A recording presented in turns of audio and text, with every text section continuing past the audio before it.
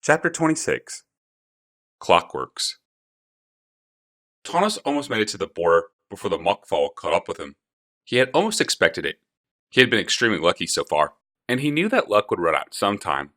After his escape, he had cut north and east across the desert, making for the passes of Argive instead of following the route of ruined towers back to Yodia.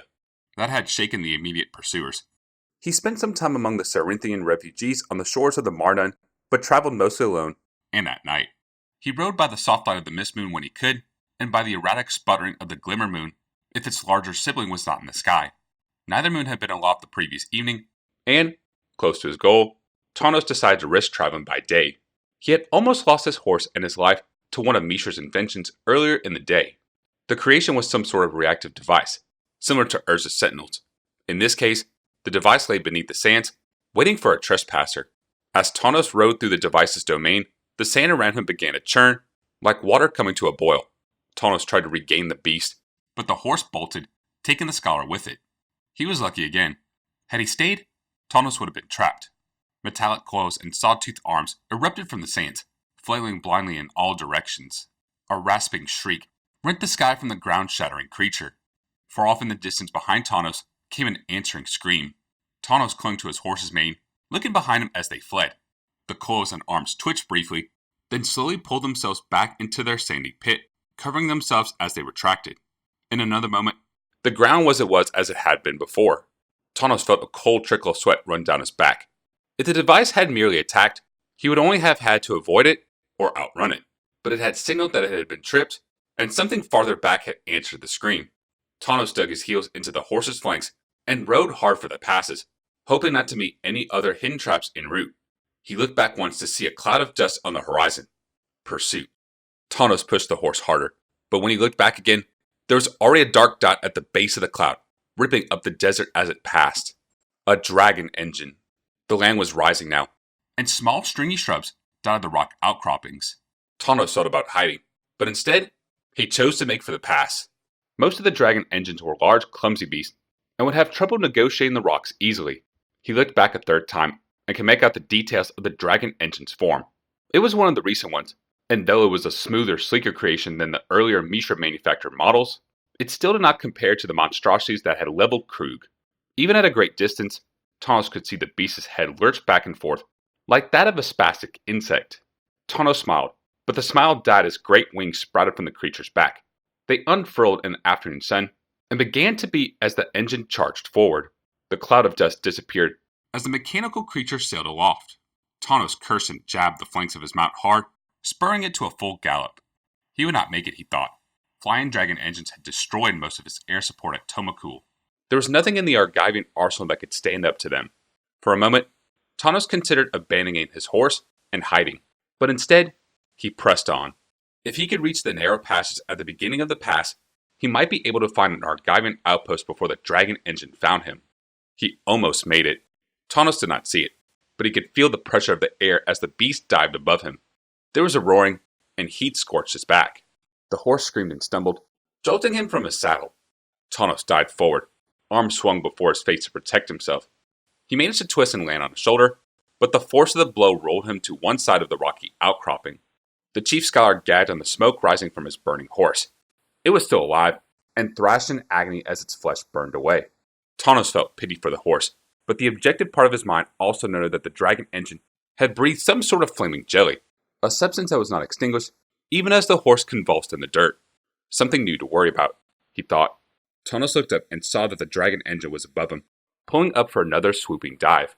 There was little cover that the flaming liquid could not breach, and the scholar had no doubt that the engine had sensed his movement and was coming back to finish the job. That was when the metal-winged birds appeared. They were like a cloud of insects that rose from the east and swarmed the great engine. At first, Tantos thought they were real birds that had somehow been driven into battle. Now he saw they were small constructs, each no larger than a man. They swooped and dived around the larger engine as sparrows harrow a hawk. The dragon engine craned its neck back and struck against one of the smaller winged machines. The avian nimbly darted away, warned of the assault by the change in air pressure caused by the dragon's movement. Though racked with pain, Tantos smiled. He knew what the bird artifacts were and who had built them, and from whom the builder had gotten the original idea. The bird machines dived and darted around the dragon engine. The engine managed to remain aloft, but the avians were faster than its snapping jaws. It breathed its ignited fluid, but that only brought down a single opponent. The remainder flocked around it, and beating its wings frantically, the dragon engine lost altitude. The bird machines had razor-sharp beaks and tore the outer housing of the dragon engine away. There were already several holes in the Mokfal's back, bored and concentrated attacks from the smaller machines. Tantos watched as a small bird machine flew into one such chair in the engine's fuselage, near the joint where the dragon engine's wing strut met the body. There was a skittering, crunching noise, and then a small explosion. The wing folded in on itself, trying to retract back into the body.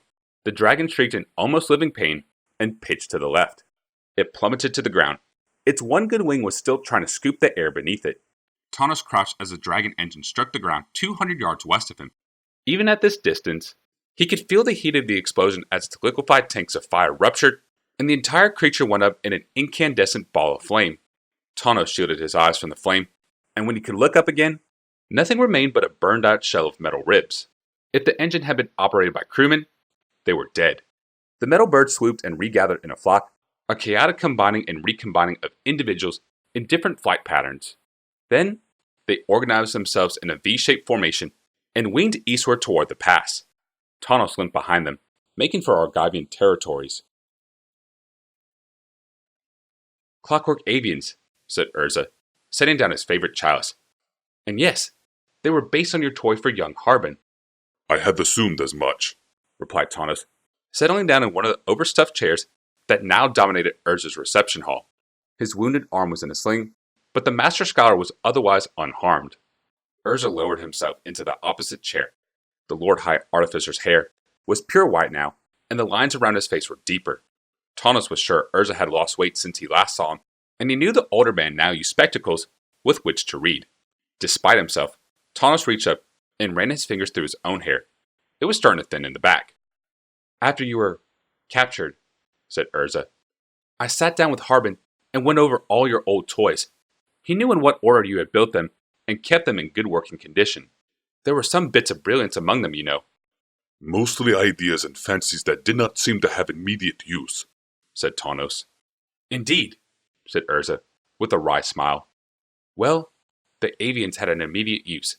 Those flying dragon engines were bad enough, and when they started breathing this liquid fire," he held up his hands, "we were hard-pressed by your absence. We thought you dead." "I wasn't," said Tantos. "Not quite." He flexed his right hand. "I'm glad you weren't," said Ursa, and Tantos saw the older man meant it. He could imagine Ursa at the drawing table, turning over and over in his hands one of Harbin's toys that his son had outgrown, shoving aside the memories of their work together in order to unlock the design secrets of Tantos' creations. The moment passed, and Ursa cleared his throat. "The avians were a cheap godsend. They were simple, cheap to produce, and easy to target against Mishra's larger machines. One of the enemies of this war is distance. By the time any weapon moves from the front to somewhere it can actually do damage, a counterweapon has been created and deployed. The Clockwork avians had given us a chance against the flying dragon engines, but by the time we had regrouped to make another assault, Mishra had a new guardian on his borders." "The Groundbreakers," said Tantos. "I met one the same day I was attacked by the dragon engine." "Nasty," agreed Ursa. "They slow the army down, which gives my brother still more time to prepare a counterattack." "What was the liquid fire?" asked Tantos. "The substance the dragon engine breathed." "Another new development," said Ursa. "Apparently out of Sarenth, there are deposits of oil and thicker, more viscous fluids that bubble out of the ground there.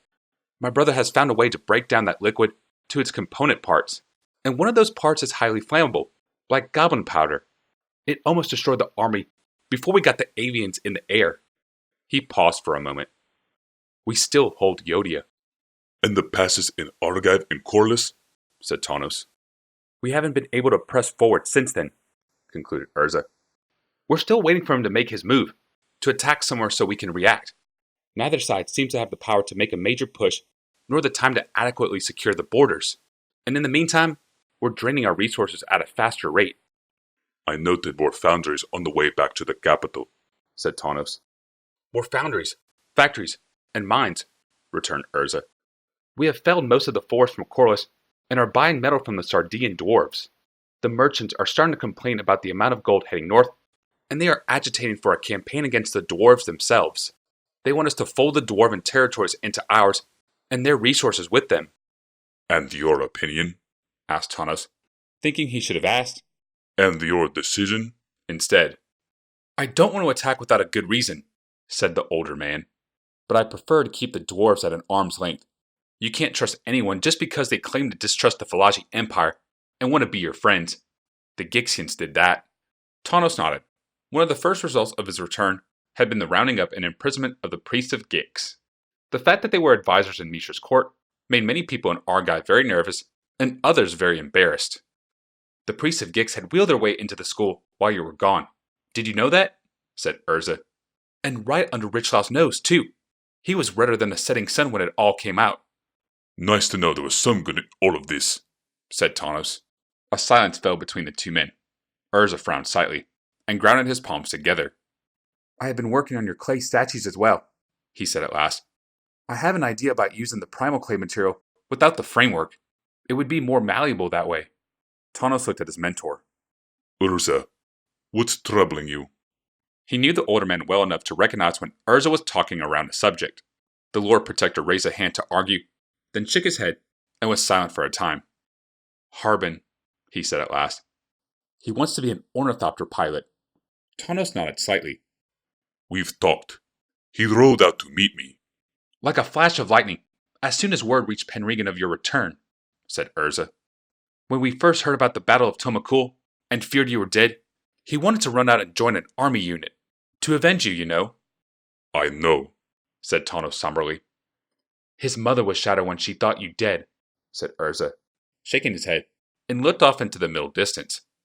When I came back from a campaign, Harbin never rode out to meet me. Tantos shrugged. I know he respects you. Respects? Yes, Ursa said irritably. He's always so polite and respectful. His mother has taught him well there, but we really don't talk. He knew all about the toys you made for him, but he has no interest in artifice beyond how it can be used. He's bright, but that basic sense of curiosity is missing, and he thinks the world of you. He respects you, repeated Tantos. He just grew up around me. Yes, Ursa let his voice trail off, as if his thoughts took him somewhere else. Then he said, So he told you he wants to fly an ornithopter. About the second set of words out of his mouth, said Tantos.